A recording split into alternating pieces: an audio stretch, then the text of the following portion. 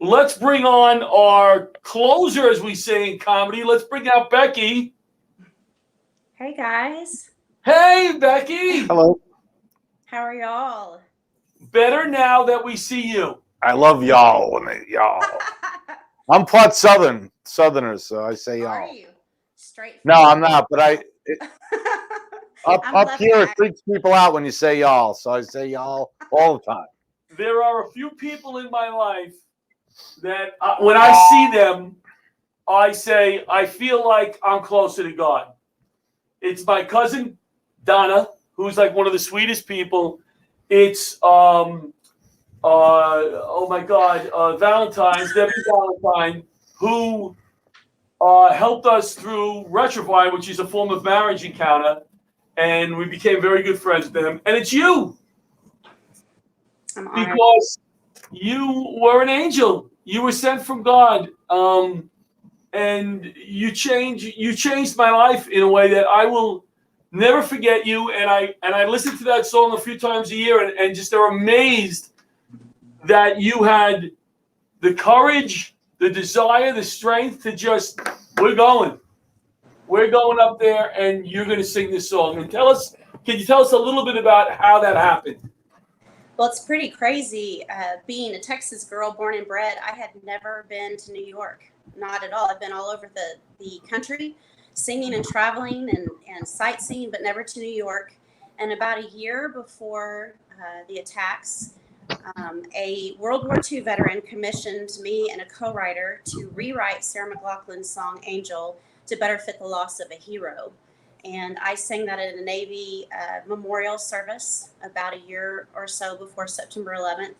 And then, of course, when that day happened, being so far away and seeing something on TV that just, I have no words, and wanting so desperately to help or do something, I naturally just turned to music. And I remember we searched for places on the web to try to find addresses for firehouses, and there was nothing. Someone was smart enough to take down your addresses so that bad people couldn't find them, we'll say. We found a guy that had, I think his page was like my little hole in the web, and he was either former FDNY or active FDNY. It's been a long time. And he helped us get the address for about 10 firehouses. And we sent off, I think, 10 copies each, and just put a personal note in there that said, "We love you guys. We're praying for you. Thank you for everything you do."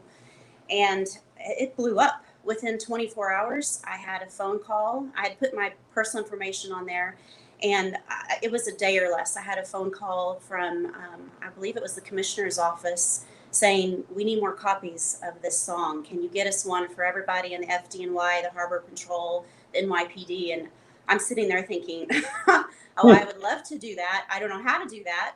But then we involved our community, and people from the Northern Texas communities came together. The news got involved, and before I knew it, we had a convoy going through 8 different states, picking up firefighters along the way. And we drove down Broadway on December 11th.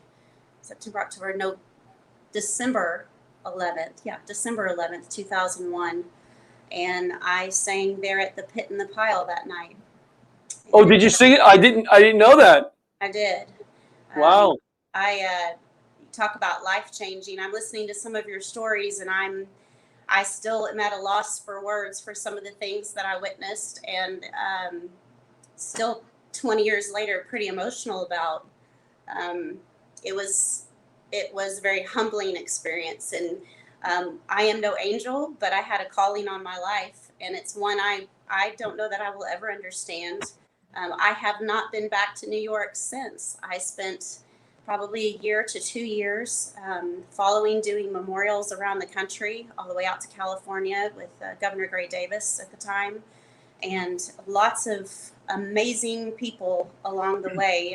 I'm the blessed one to have met so many incredible people that sacrifice every day for someone like me. So y'all are the angels. I'm no angel. So you haven't been back. Do you have any desire to come back? Oh, absolutely. I was rushed around. Y'all treated me like royalty, and I am not that either. And I saw New York from the back of a squad car going very fast through traffic to get from one singing engagement to another, or one service to another.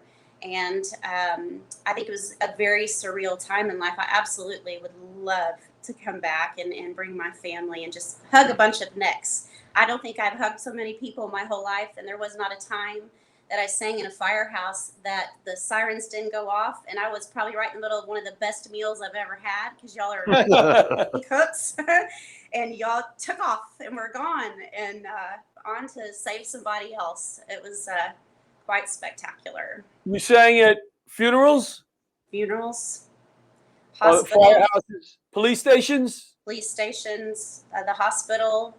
I believe I sang for the probies coming in.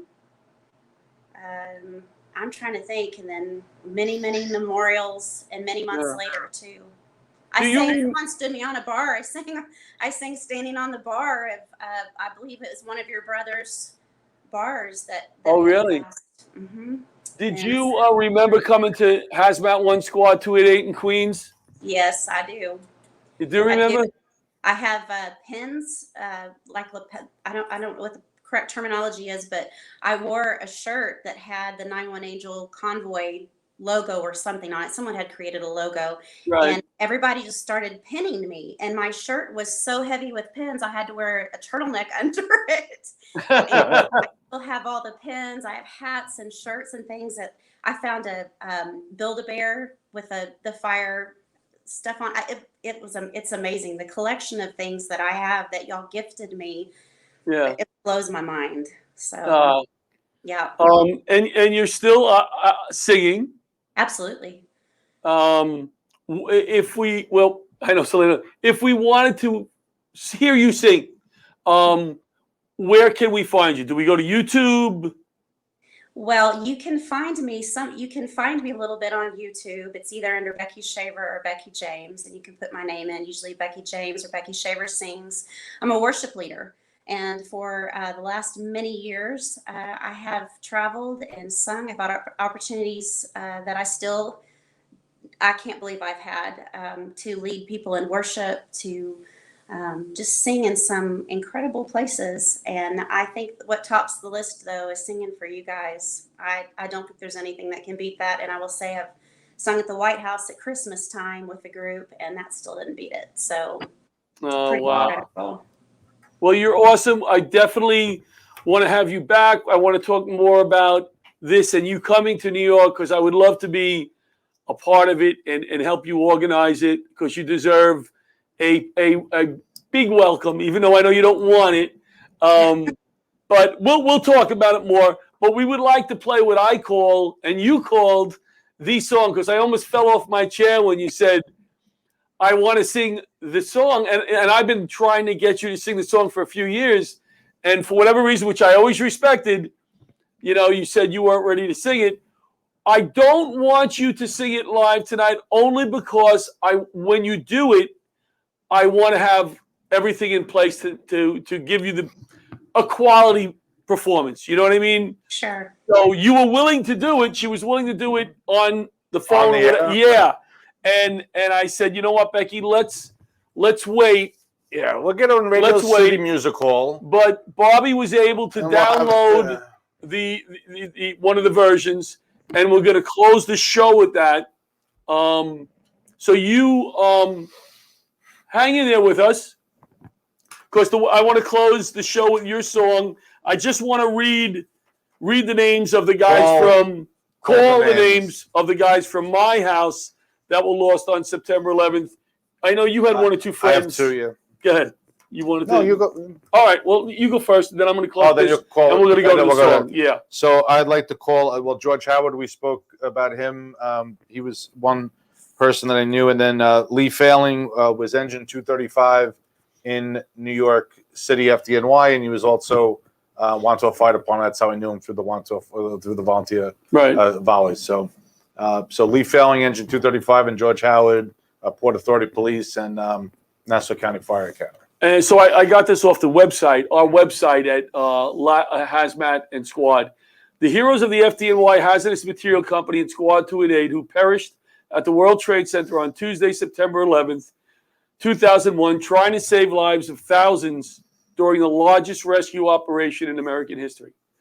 Chief John Jack Fanning, Captain Patrick J. Waters, Captain Thomas Moody, Lieutenant John Crishy, Firefighter Kevin Smith, Firefighter John Giordano, Firefighter Thomas Gardner, Firefighter Martin N. DeMeo, Firefighter Jonathan R. Holman, Firefighter Dennis Carey, Firefighter Dennis Scalzo, Lieutenant Ronnie Kerwin, Firefighter Adam Rand, Firefighter Timothy Welty, Firefighter Jonathan Ielpi, Firefighter Joseph Hunter, Firefighter Ronnie Geese, Firefighter Peter Brennan, and Firefighter Brian Sweeney.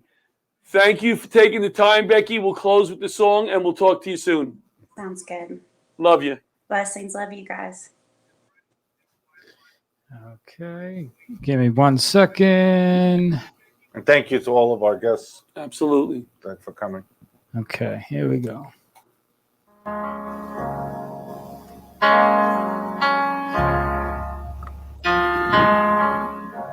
Spend all my time waiting for another day, for a day that will make it okay.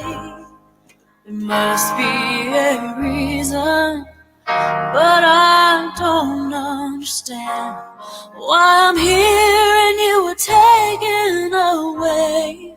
No way of knowing. You didn't stand a chance. One's mind cannot fathom such hate. If you can hear me, I want you to know I would gladly have taken your place in the arms of the angels, far away from here. In your peaceful surrender, you stood tall in the face of fear. I will never forget you. I salute you, my dear friend. In the arms of the angels, we shall meet someday again. Ooh.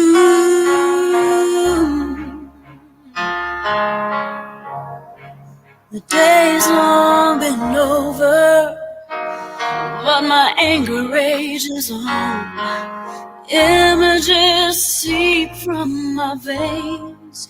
The world keeps on turning, but it's not like before. Life will forever be changed. A solemn reminder that freedom has a price. Makes it easier to believe.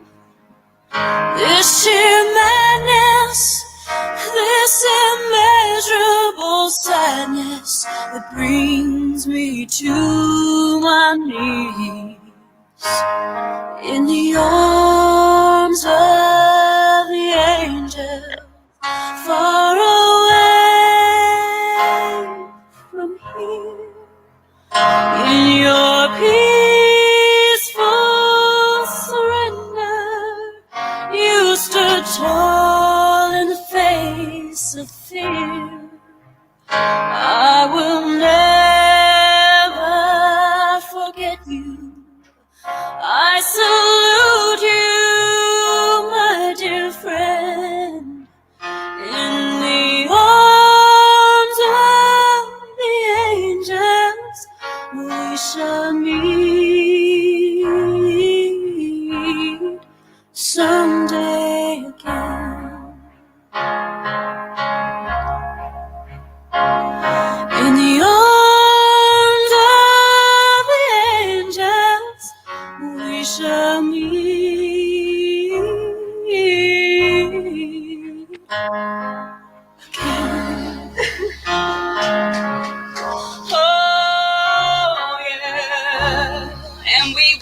That's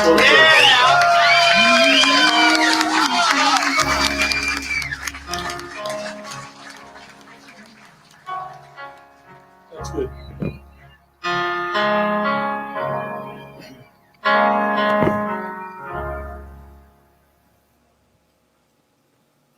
Good night, Miss Becky. Love you guys.